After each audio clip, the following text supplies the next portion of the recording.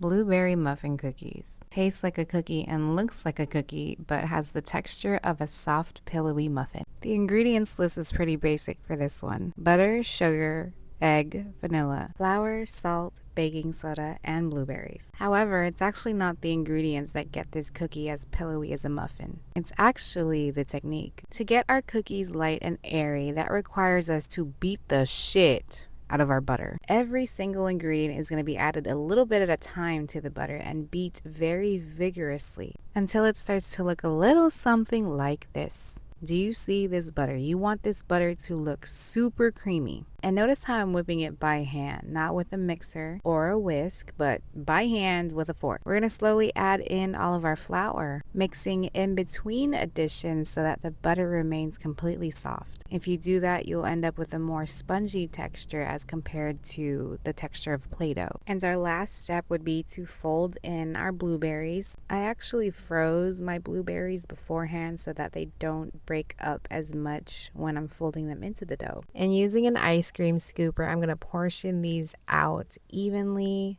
I wanted my cookie to be a little extra chunky, so I used a big ice cream scooper. Once you've portioned out all your cookie dough, we're going to place these in the freezer for 30 minutes to allow them to harden for a little bit. Then afterwards, we're going to double roll them in sugar. First roll is going to be in granulated sugar, and the second roll is going to be in powdered sugar. And you also want to make sure that you dust off the excess. You don't want your cookie dough looking like a complete snowball. Once you space out your dough balls on a cookie tray, I'm going to take the back of a spoon and create a little divot. And this part is completely optional, but I sprinkled over some crushed up pieces of Cinnamon Toast Crunch cereal on top. These will be baked in the oven at 350 degrees for 8 to 10 minutes.